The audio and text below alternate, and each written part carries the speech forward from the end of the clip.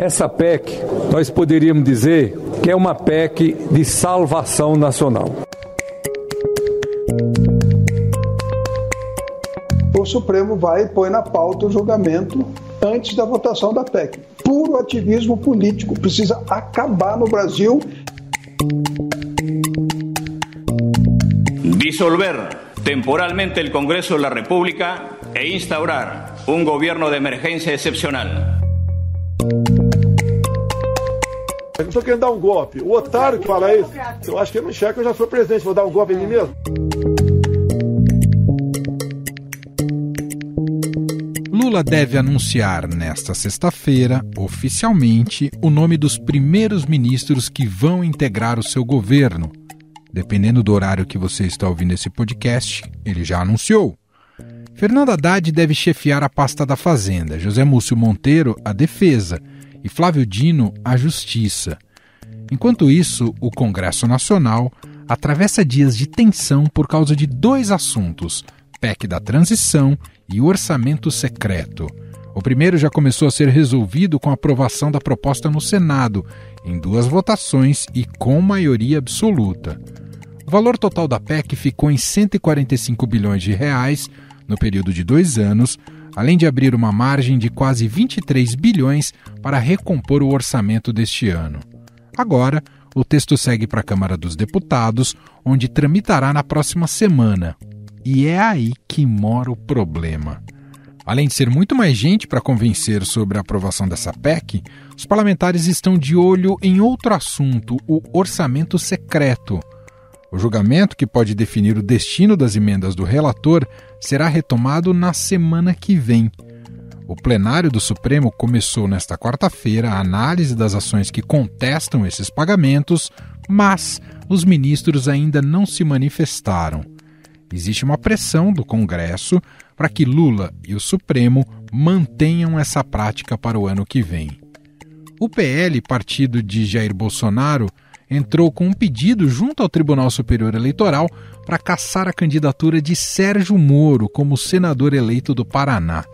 A medida, se aceita, daria a vaga para o bolsonarista Paulo Martins, que ficou em segundo no pleito. Moro foi um dos principais apoiadores de Bolsonaro no segundo turno e classificou a medida do PL, que é o partido do presidente, de querer a vaga no tapetão. Quem tentou se manter no poder através de um tapetão foi o ex-presidente do Peru, Pedro Castillo, que tentou destituir a Câmara dos Deputados diante do iminente impeachment que iria sofrer. Sem apoio, ele acabou destituído do cargo e foi preso pela Polícia Federal do país. Esses são alguns dos assuntos que guiam nossa conversa do Poder em Pauta. Estadão Notícias.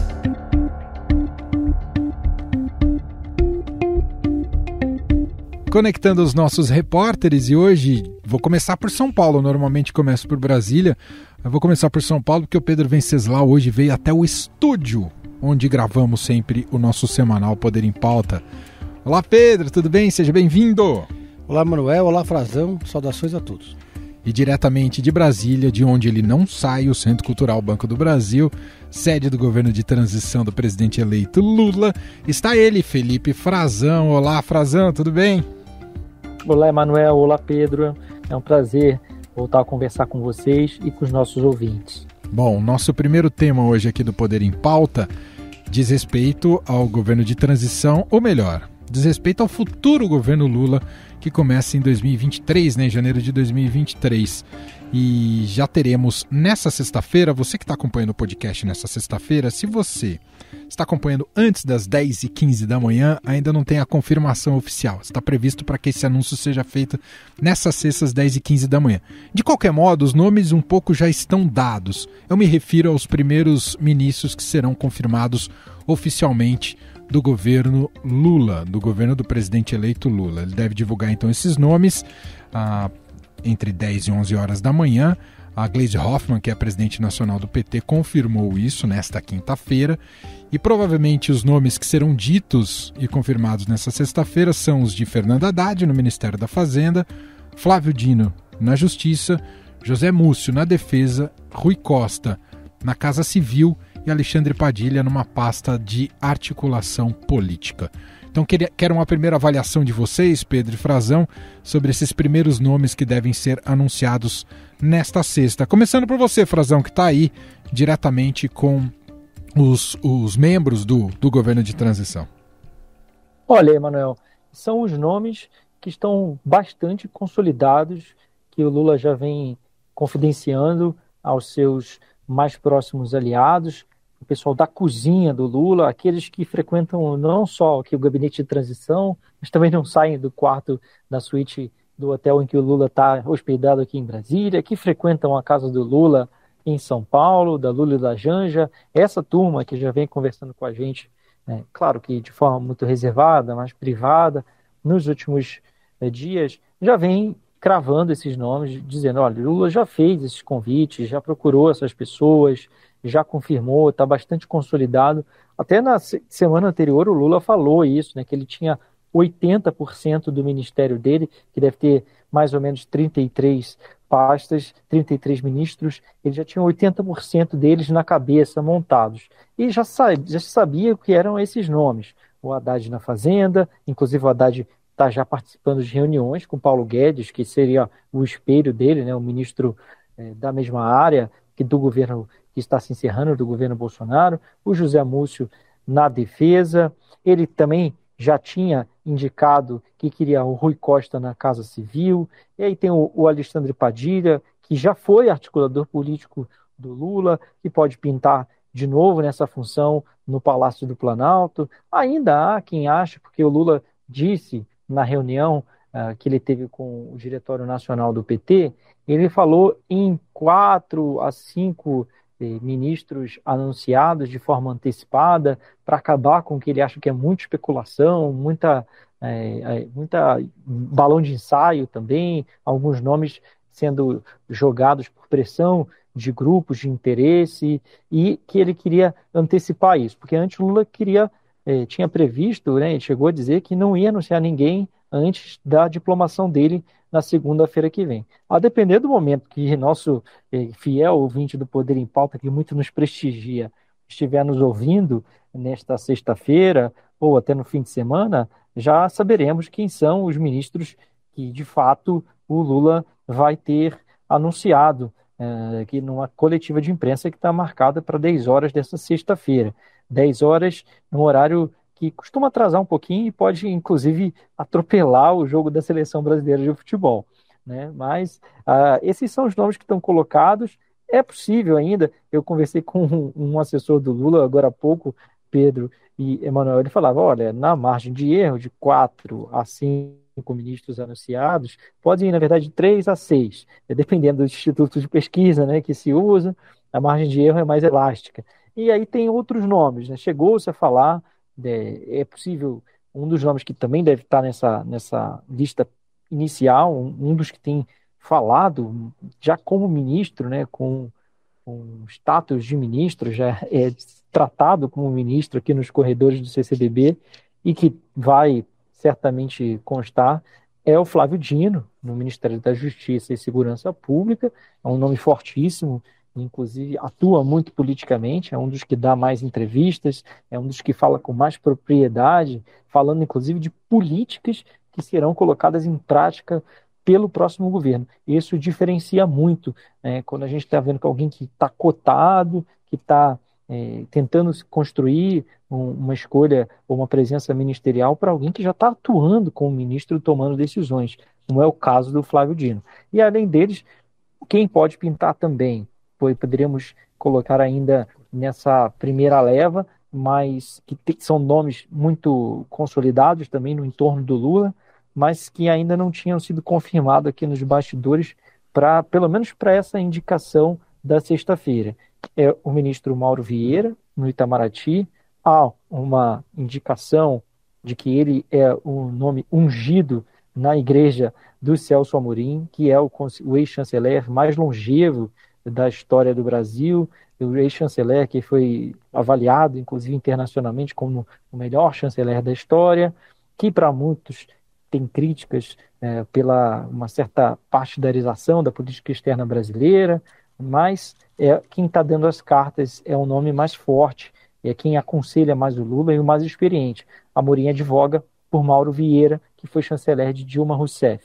E teria nessa composição, é claro que está dando muita movimentação no Itamaraty, porque havia um movimento pedindo uma mulher na diplomacia, Pedro e Emanuel, e essa mulher seria ou a embaixadora Maria Laura da Rocha ou a embaixadora Maria Luísa Viotti. As duas têm muita experiência e trabalharam com Amorim, ascenderam ao topo da carreira e ocuparam postos de destaque nos governos do PT, mas principalmente a Viotti, né? É um nome de mais consenso, inclusive aqui dentro do governo, que poderia, se não for, né, como tudo indica que o Lula não vai escolher uma mulher, pelo menos é o que se fala hoje, né, ele teria essa predileção pelo Mauro Vieira, com as bênçãos do Amorim, a Viotti poderia ser a secretária-geral, ou ela, ou a Maria Laura da Rocha, secretária-geral do Ministério das Relações Exteriores, numa composição.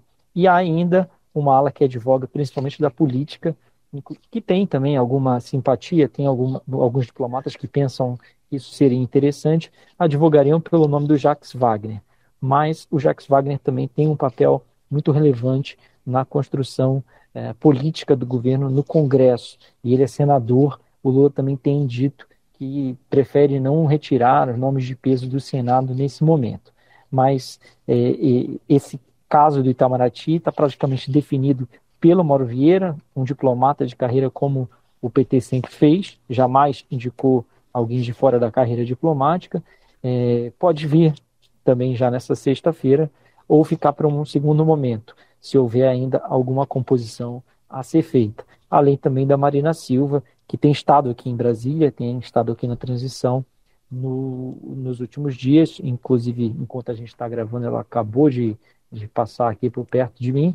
Ela tem todas as credenciais também para ocupar alguns cargos nesse governo. Ela diz que provavelmente não será a autoridade climática que ela mesma propôs, mas o Ministério do Meio Ambiente é mais do que aberto para ela, né? Perfeito. Pedro Venceslau, quero um pouco também da sua avaliação. Chegamos ao momento em que Lula definitivamente começa a colocar o seu time em campo, para pegar aqui uma analogia com o futebol em tempos de Copa do Mundo. Pedro? É curioso porque durante a campanha, quando o Fernando Haddad ainda sonhava ser governador, estava focado aqui em São Paulo, o Alexandre Padilha era apontado como favorito para ser o ministro da Fazenda.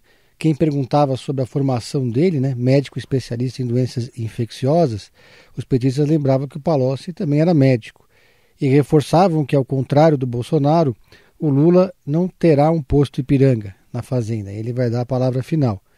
Então a formação era o de menos. Então a gente lembra aí que o Padilha ia encontrar empresários, foi no encontro do Esfera Brasil, foi na Fiesp, sempre que o Lula escorregava, falava alguma coisa que deixava o mercado irritado, como quando ele falou sobre a revogação da reforma trabalhista, por exemplo, era o Padilha que ia lá acalmar a Faria Lima e os Faria Limers, né?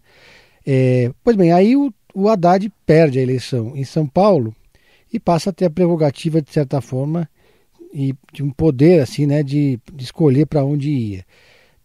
Falou-se sobre educação, Padilha não quis variar um pouco, sinalizou que queria ir para a Fazenda, e o Haddad passou a ser o favorito para esse posto.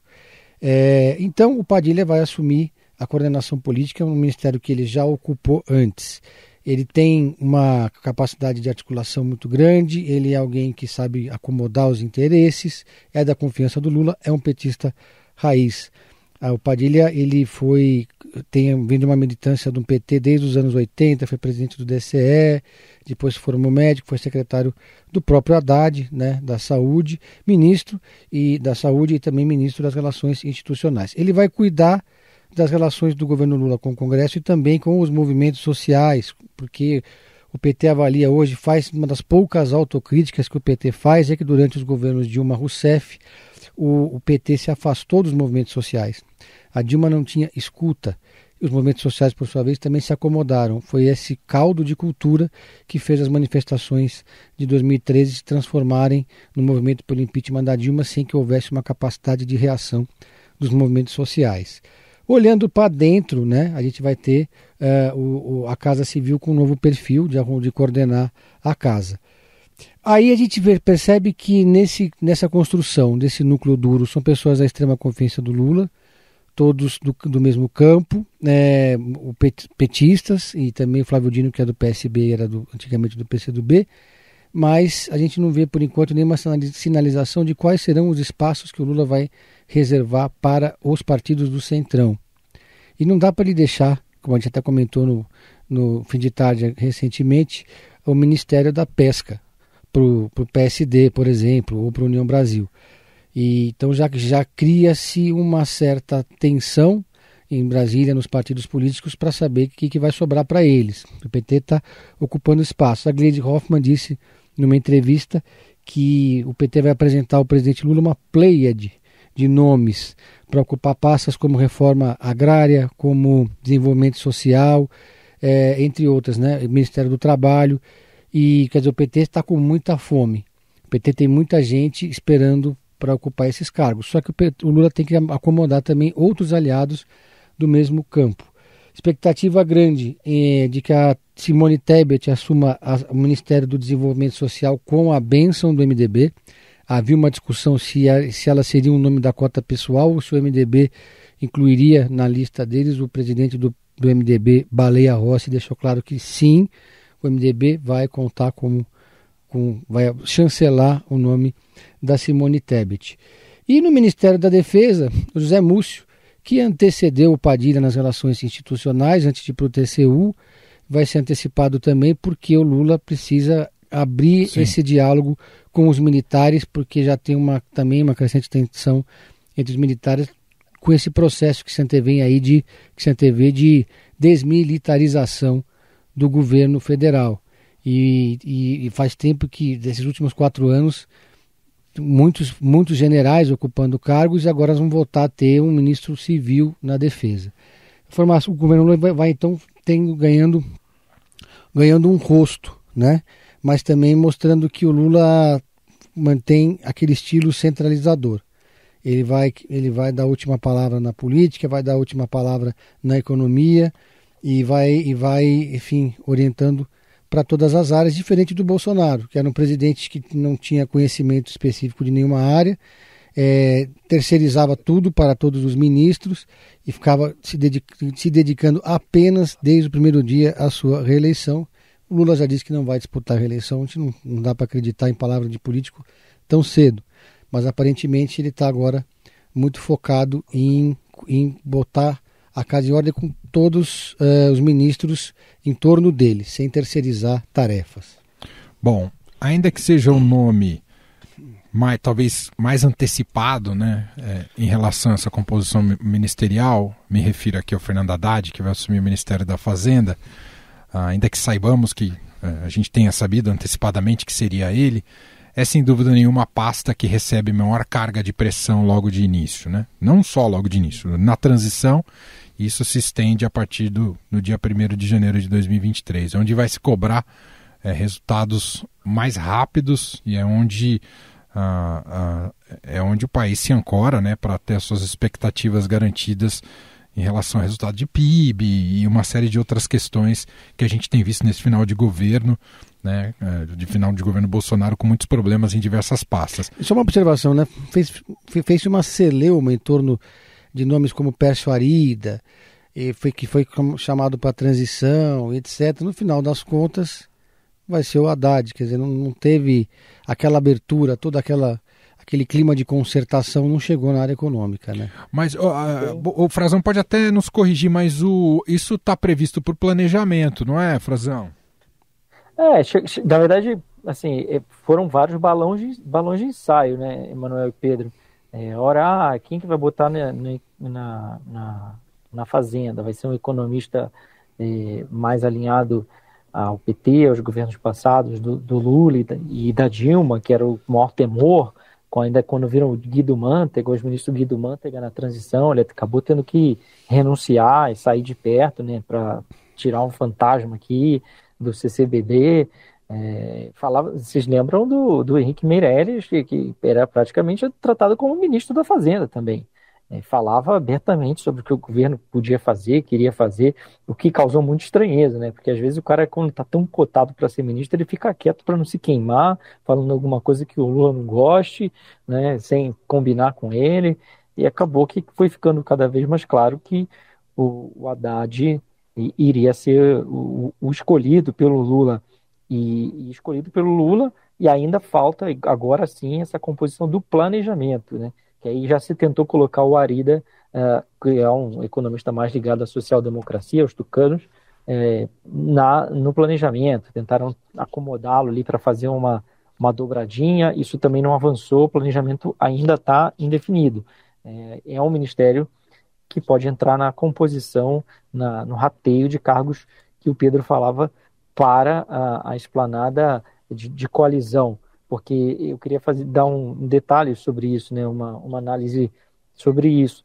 Existe essa demanda mesmo, na verdade o que o Baleia Rossi fala, né, Pedro, ele fala, olha, a Simone, né, vai ser da cota do MDB, porque na verdade para a população, de uma forma geral, para o cidadão comum, não tem como desvencilhar que ela é do MDB, né? Ela pode ser uma escolha pessoal do Lula, na verdade, com uma grande gratidão que ele tem pelo papel dela relevante nessa campanha no segundo turno, mas é indissociável dela do MDB. Ela tem a marca da família, né? Da família Tebet no MDB, e o que eles dizem é que ela não seria inicialmente o nome apontado pela bancada. Aí é mais interesse das bancadas do Congresso, que sempre cobram um ministério para a Câmara, para os representantes da Câmara e para os representantes do Senado. O Lula está indicando que talvez não caiba tudo isso. O PT fez esse apontamento mesmo grande de vários ministérios, de várias áreas, nessa reunião que eles fizeram, e eles queriam, o que se diz é que eles poderiam ter de 12 a 15 ministérios, mas isso também vai ter que ser ainda mais bem ajeitado, né, e encaixado no xadrez. E é engraçado, né, Pedro e Emanuel, eu estava reparando o que o Lula está fazendo com essa primeira leva. Ele está indicando ministros, né, esses primeiros ministros de pastas que não costumam entrar nesse rateio, nessa divisão de indicações mais políticas. Por exemplo, a Defesa, o Itamaraty, não são necessariamente ministérios vistosos, com verba para gastar. São, claro, ministérios influentes, todos são. Agora, a Justiça, a Casa Civil, são a articulação política no Palácio do Planalto, né, deverá, hoje se chama Secretaria de Governo, mas poderá voltar a se chamar Relações Institucionais, como antes, a chamada SRI, Secretaria de Relações Institucionais, e a própria Fazenda, geralmente são cargos ainda do entorno do presidente, são cargos que têm uma indicação direta dele, e não necessariamente uma indicação que ele receba de um partido ou de uma bancada. Então isso é interessante de notar. E eu também tenho uma outra observação. Já tem nessa primeira leva 3 nomes muito importantes, isso indo na linha do que o Pedro falava do Lula ter dito que não disputará a reeleição. Tem 3 nomes ali, muito fortes, 2 dele do PT e 1 do PSB, que são presidenciáveis. São nomes que estão construindo a sua trajetória, a sua imagem política. Estou falando do Rui Costa, que está vindo do governo da Bahia, muito bem avaliado, com mais uma vitória eleitoral, um mandato para o PT na Bahia. Já são 4 mandatos seguidos do PT, e eles estão indo para o 5º mandato. Jacques Wagner 2, Rui Costa 2, e agora com Jerônimo. E eles chegam muito credenciado, com muito respaldo do Lula e do PT baiano e do Nordeste como um todo, assim como também o Flávio Dino, do PSB, e o Haddad, que já foi, inclusive, candidato a presidente na ausência do Lula em 2018. Todos são nomes que podem construir uma carreira para a sucessão do Lula. E vai ter outros, como a própria Simone Tebet, nesse ministério.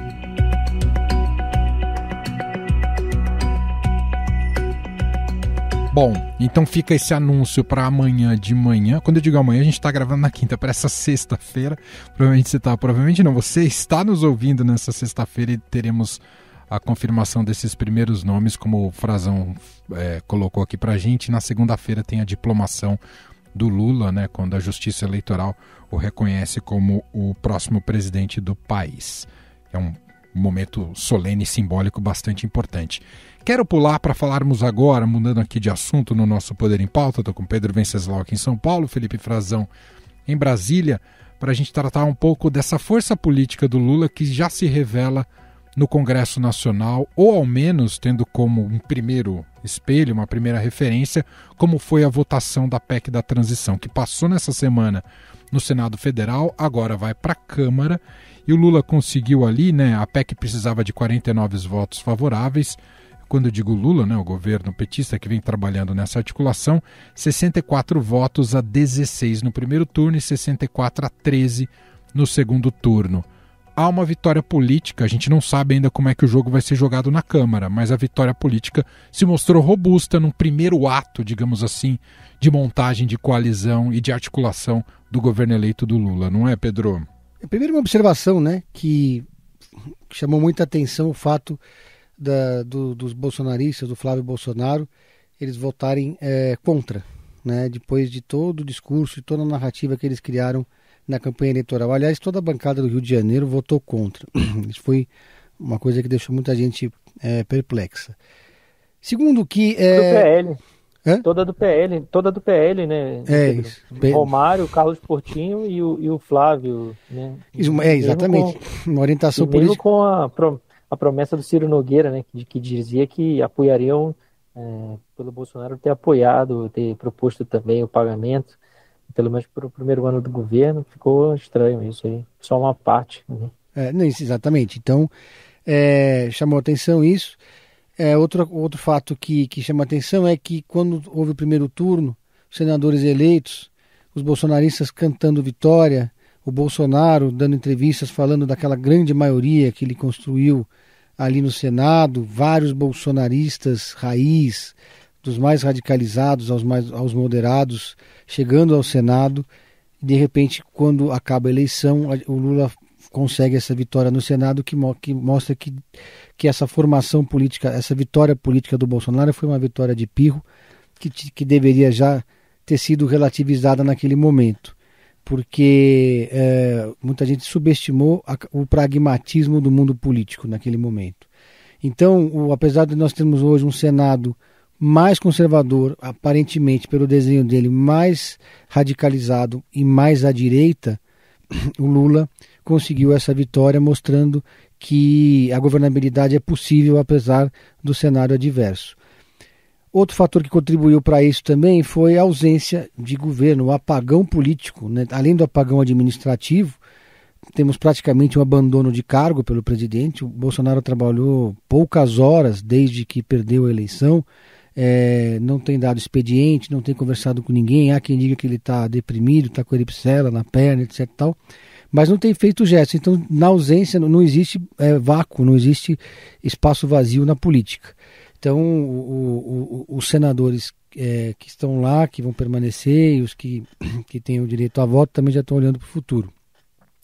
E o Lula, num movimento raro, que na política brasileira praticamente já está governando o país ali do Centro Cultural, onde está o Frazão fazendo o seu expediente lá diariamente. Então, o Lula já está exercendo o seu poder, não só a expectativa de poder, mas há um poder de fato ali que está acontecendo em Brasília. Eu acredito que no Congresso Nacional a mesma coisa, né? É um número maior, é mais difícil de operar, é um varejo político, mas também as negociações do Lula estão indo nesse sentido de forma muito pragmática. O Lula aprendeu muito. O governo Dilma Rousseff também deixou algumas lições para serem observadas no passado. Uma delas foi que essa decisão do Lula de apoiar o Arthur Lira, apesar de muita resistência, apesar da reclamação da chiadeira de alguns aliados, foi pelo caminho mais simples, né? Em vez de querer lançar um candidato, forçar uma eleição, criar uma divisão e instalar na presidência da Câmara um adversário político. Agora, no Congresso Nacional, enquanto há essa divisão dos espaços de poder da casa, o Lula vai garantindo as suas primeiras vitórias antes mesmo de assumir. Frazão, eu queria ouvir a sua análise, mas olhando para frente, olhando para o desafio que se coloca para a próxima semana na Câmara dos Deputados. para essa PEC da transição. E colocando nesse bolo, vou usar até o termo que a Mariana Carneiro usou na edição dessa quinta da coluna do Estadão, né, quando fala que o orçamento secreto um pouco embola a votação da PEC da transição na Câmara por aquilo que ela apurou, já que o Supremo, né, adiou a legalidade, né, o julgamento em relação à legalidade do orçamento secreto, e isso é uma pressão gigantesca aí dos deputados em relação ao Lula, né, a garantia das emendas do relator a partir de 2023. Então tem sido usado ali como uma troca, né? Garante o orçamento secreto que a gente faz com que a PEC da transição passe por aqui. Queria te ouvir sobre isso, se o desafio está muito condicionado ainda ao orçamento secreto e por espaços no governo Lula. Com certeza, não tem como dissociar isso, né? Claro que são coisas que estão tramitando em instâncias separadas, em poderes distintos, uma no legislativo, outra no judiciário, mas elas se cruzam, né? Aqui em Brasília, a Praça dos Três Poderes está aí para mostrar que um está olhando para o outro o tempo todo, de olho nas decisões. É que o julgamento do orçamento secreto, que tem claramente problemas de execução, de constitucionalidade, de transparência pública, de critérios na distribuição de recursos, onde se beneficiou de forma sem precedente no país, com recursos bilionários, se beneficiou os amigos do rei. Foi isso que aconteceu. E, claro, dentro desses amigos do rei, teve gente da oposição também pegando dinheirinho aqui e ali. Dinheirinho, assim, modo de falar, comparando com o dinheirão que outros pegaram, né? Mas verbas milionárias para todos, inclusive para a oposição. Alguns que também já estão admitindo que usaram os recursos das emendas de relator, o chamado orçamento secreto. Mas o Congresso não quer acabar com isso, né? Porque isso deu um poder para eles, Emanuel e Pedro, muito grande. A gente viu nessa eleição a capacidade de reeleição deles, dos deputados no poder, que usaram essas verbas, tiveram muito dinheiro no ano eleitoral, no ano para fazer campanha. Foi um benefício muito grande, né? Eles não querem abrir mão disso, não querem abrir mão de apontar o destino desses recursos públicos. Isso elevou demais o poder que eles já tinham mais limitado, né, e igualitário com as chamadas emendas individuais. E essas sim têm um valor estimado igual para todos, anualmente estabelecido ali cerca de 15, 16 milhões de reais por parlamentar, tanto para senadores como para deputados. Eles não querem acabar com isso, e o Lula foi crítico, né? Foi um crítico disso na campanha, prometeu acabar com esse relacionamento, foi aconselhado a acabar, mas depois percebeu que não podia agir tão claramente contra isso, porque isso aí acabaria jogando contra os interesses mais imediatos do governo dele, que é cumprir as promessas de campanha e ter algum dinheiro para trabalhar no ano que vem, recompor o orçamento que o Bolsonaro enviou para 2023 e enviou cheio de buracos. Então, se ele se engajasse de cabeça, pressionando, fazendo campanha aberta politicamente, agindo nos bastidores do Supremo para que o Supremo mandasse acabar de vez com o orçamento secreto, ele criaria um problema para ele interno. E o timing desses julgamentos, você vê que eles vão andando, o timing do julgamento vai andando em conjunto com a tramitação da PEC, né? Então está todo mundo de olho no que está acontecendo. Aí o Lula já começa também a contemporizar nos bastidores, estão construindo uma saída média, né? Algo no meio do caminho, né? Nem acaba, mas também não deixa como está. Preciso ver como é que vai ser a solução, se ela vai agradar, se os deputados vão ver a digital do Lula, né? Digital do PT, do que ele falou na decisão que o Supremo vai tomar. Claro que uma decisão independente, mas todos têm a clareza do qual seria a avaliação do Lula sobre o orçamento secreto, da forma como está. Ele não é favorável. Isso é evidente, precisa ser dito, e isso, claro, que tem repercussão no que eles estão votando agora. O orçamento secreto vai ser julgado na semana que vem, também a Câmara vai retomar a votação, pelo menos está organizada para isso, da PEC da transição na semana que vem na Câmara, já articulada e já combinada com Arthur Lira. De olho, claro, também na sucessão, Emanuel e Pedro, da Câmara dos Deputados e do Senado, isso também entrou na composição, e no xadrez político. Eu falava há pouco sobre o xadrez político da montagem do governo, essas coisas todas estão se influenciando. Há um esforço, né, da equipe do Lula de transição, dos petistas, de separar, mas não dá para separar essas coisas. O xadrez político deles, de montagem do ministério, é um xadrez que olha para a governabilidade, né, que olha para as votações do Congresso, que ele precisa ter uma base, porque ele vai enfrentar dificuldades na Câmara e no Senado.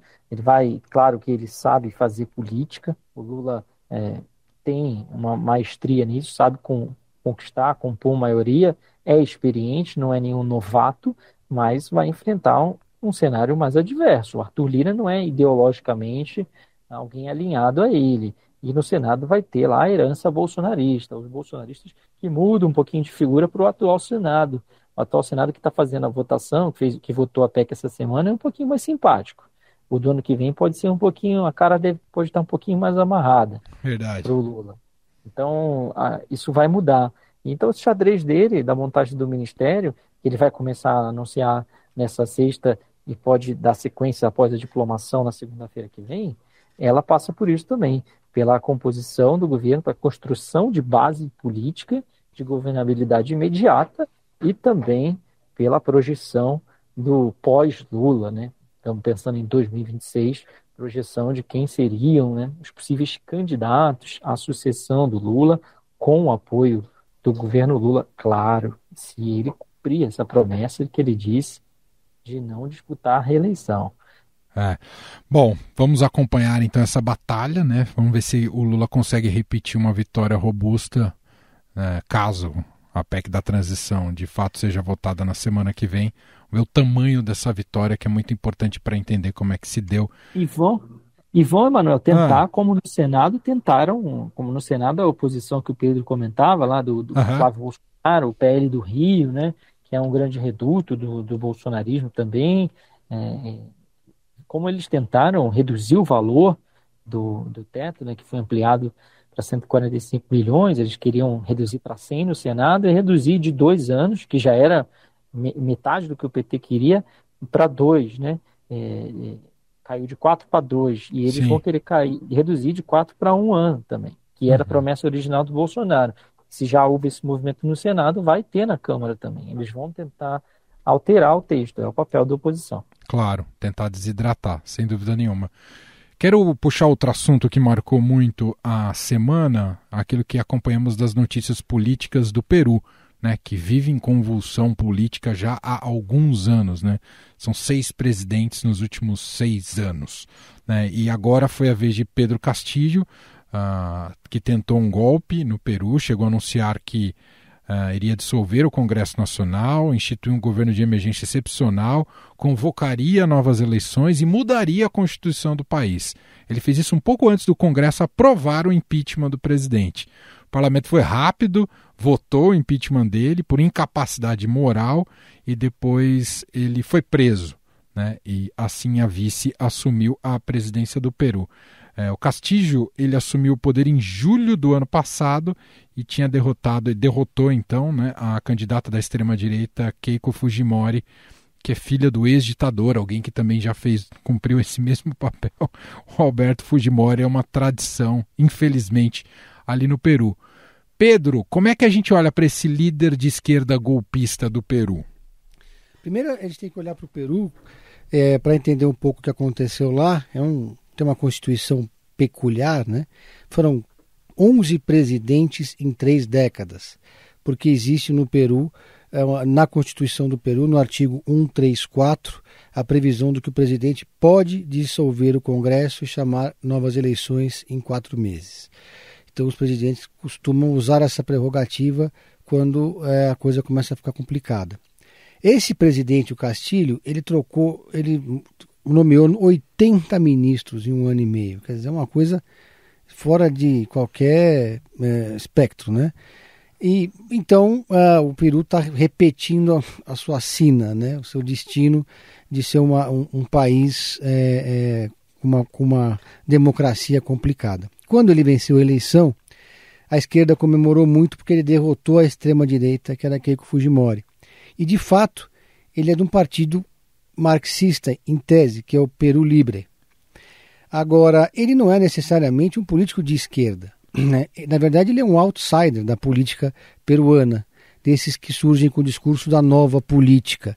Ele é um professor do ensino público lá no Peru, que liderou uma greve de professores, que foi uma greve muito bem sucedida, se projeta, até pouco tempo antes da eleição não tinha um partido, então criou-se esse partido que é o Peru Libre, e ele então se elege presidente numa votação ali muito apertada com a Keiko Fujimori.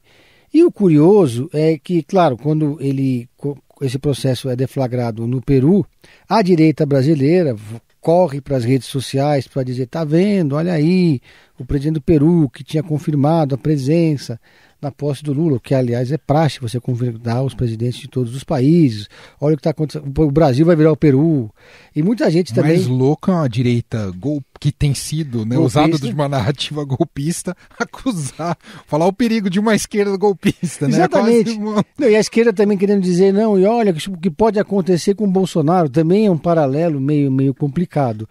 Mas esse político, né, o Castilho, ele na verdade é um reacionário de direita nos costumes. Ele é anti-aborto, ele é anti-LGBT, é católico fervoroso, né, quer dizer, ele é completamente contra todas as agendas identitárias e de esquerda não tem praticamente nada, né?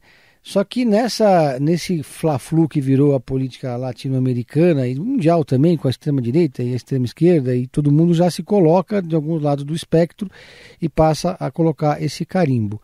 Então, enfim, mais um capítulo de uma novela que se arrasta há 3 décadas ali no Peru, e agora a gente vai ver o desenrolar dos acontecimentos, porque pela tradição do Peru, é muito interessante ser vítima. O Pedro guardou esse trocadilho para o final do comentário. Ele é mais maravilhoso. Ele estava esperando por essa para falar da vice. Ser vice-presidente. Eu queria falar uma coisa aqui que eu acho que é relevante, é até triste, né? Na verdade, a gente vê um país que tem um potencial de riquezas econômicas, né, naturais, de exploração de biomas diferentes, tem um potencial turístico enorme, como o Peru, uma cultura de várias civilizações que habitaram o país, do Império Inca, que é muito rico culturalmente, é rico em natureza, é rico, tem um potencial enorme, culinária exemplar. Eu já estive no país 2 vezes, tenho amigos lá que vivem preocupados com essa instabilidade, né? Foram 6 presidentes nos últimos 6 anos, 4 deles presidentes que tiveram um mandato mais longo, nos escândalos da Odebrecht, né? Ollanta Humala, Alan Garcia, Pedro Paulo Kuczynski. Olha, é triste ver o Peru nessa situação, e se a gente pensar que o que ocorreu lá na última disputa presidencial foi também uma rejeição do resultado eleitoral, um resultado muito apertado, né? Parece até um certo país aí que a gente conhece, com um resultado de 50,1% dos votos contra 49,9%. Olha, muito perto, um resultado muito apertado, 44 mil votos de diferença que o Castilho tirou a favor, né, para vencer a Keiko Fujimori, e ela contestou por mais de um mês, né, com várias ações na justiça, contestou o resultado, se recusava a reconhecer a derrota eleitoral, ela pela direita, né, ela filha do Alberto Fujimori, também com acusações de corrupção contra ela, contra seu partido, e que leva muita instabilidade na direita e na esquerda. Ele já assumiu em processos de impeachment, ameaça de destituição do cargo. Já se desenhava, né, essa situação, não só pelo resultado, pela recusa, um resultado muito apertado, a recusa de um outro partido que tinha uma presença relativa na sociedade, um apoiamento importante de praticamente metade da sociedade, expressão política no Congresso também, no Parlamento. Então já se desenhava mais um mandato de muita instabilidade para o Castillo, e acabou dando nisso, né, num trágico processo que ele tentou levar a cabo, num autogolpe. É mais um, além desses presidentes que também foram flagrados na Odebrecht, né, no escândalo aí da Lava Jato, o Toledo, Alejandro Toledo, o Alan Garcia, que se suicidou, inclusive, o Lianto Mala e o Pedro Paulo Kuczynski, o PPK, que foi o último que foi eleito e deu início aí desde 2016, né, nessa sequência de presidentes que não conseguem concluir nem metade de um mandato, acabam ficando praticamente um presidente por ano, foram sendo trocados no Peru. Essa é a situação do país quando não se recusa, né? Se recusa e se tem uma radicalidade, uma instabilidade política muito grande que, claro, que atrapalha, frustra as pessoas, né? Sem dúvida. Tinham no Castilho essa figura que o Pedro bem relembrou aí, vinda do campo, né? Rural, camponês,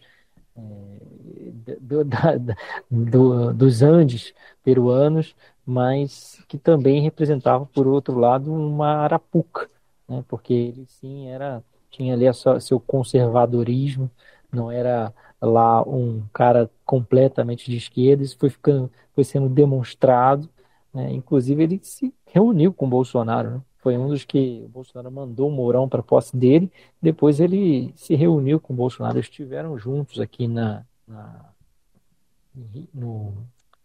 em Rondônia, né? Eu ia falar em Rio Branco, no Acre, mas foi em Rondônia, na verdade.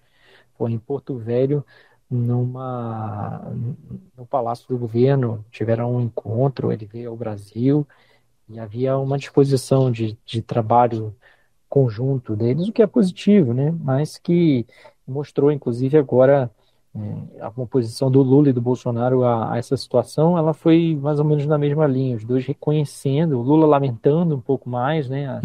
A questão dele ter sido eleito por um partido de esquerda e ter sido mais uma vitória da esquerda contra a direita, né, do fujimorismo, mas os dois desejando êxito e reconhecendo como a legalidade do processo que o tirou do poder diante de um golpe de Estado, uma tentativa meio desesperada ali dele de se livrar do processo de impeachment que se anunciava, com corrupção também, né? A imprensa peruana teve um papel relevante investigando casos de corrupção, recebendo empresários, integrantes do governo que foram caindo. É interessante a gente ver também a força da imprensa no Peru, que também fez investigações ao longo desses anos todos, desde os casos da Lava Jato e também, mais recentemente, apurando também desvios de conduta, de corrupção no governo do Castilho. Bom, a gente espera, é claro que eu estou só me apoiando aqui no simbolismo, a Dina Boluarte, né, que assume agora a presidência do Peru, é a primeira mulher a assumir a presidência do país em 200 anos de república. Ela é uma advogada acostumada com conciliação, então apostamos no simbolismo de ser uma mulher e dessa formação, quem sabe isso não possa trazer algum nível de estabilidade ali para o Peru. Claro que falo de maneira muito superficial, não conheço a fundo a biografia, a trajetória dela, mas quem sabe apoiado nessa lógica isso não possa dar um resultado concreto ali para a sociedade peruana. Para a gente fechar, pitaquinho rápido, Pedro, que a gente já estourou todos os tempos possíveis, está acontecendo com o Moro. Ele vai assumir o Senado em fevereiro de 2023, sua cadeira no Senado Federal, ou vai dar ruim para o Sérgio Moro, hein, Pedro? Eu li na internet um artigo do Sakamoto que eu achei engraçado. Na verdade, nas redes sociais, né, que ele falou que o Moro é vítima de relacionamento abusivo com o Bolsonaro.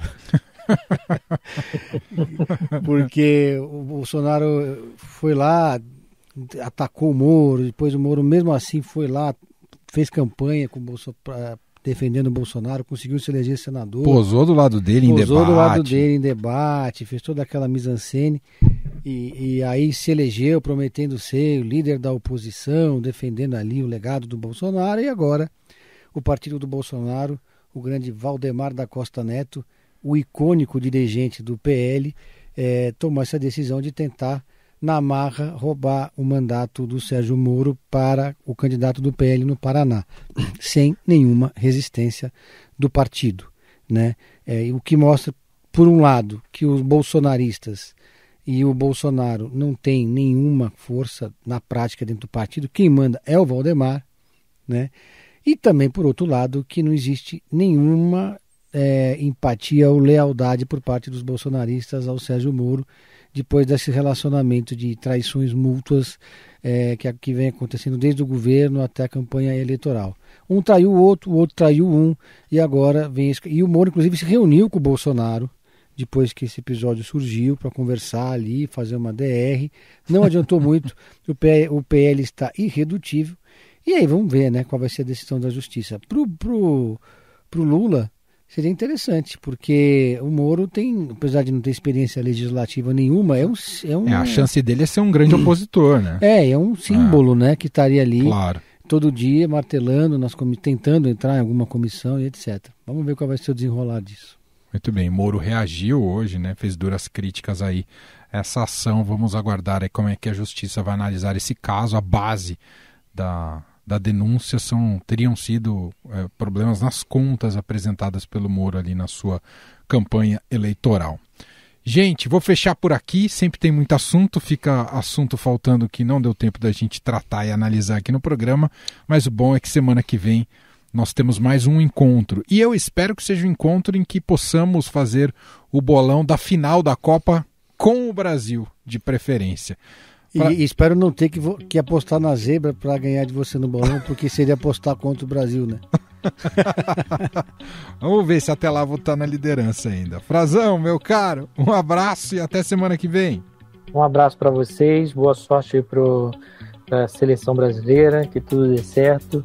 Espero semana que vem, talvez estar em São Paulo, hein? Vou passar por aí, quem sabe a gente grava junto. Aí sim, aí vai merecer vídeo e foto desse encontro do trio aqui em São Paulo. Pedro hoje esteve comigo aqui no estúdio. Obrigado, Pedro. Valeu, Manuel. Valeu, Frazão. Um abraço a todos.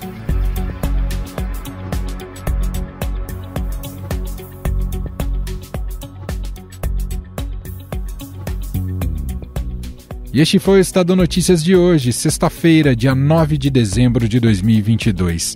A apresentação foi minha, Emanuel Bonfim. Na produção, edição e roteiro, Gustavo Lopes. A montagem é de Moacir Biasi.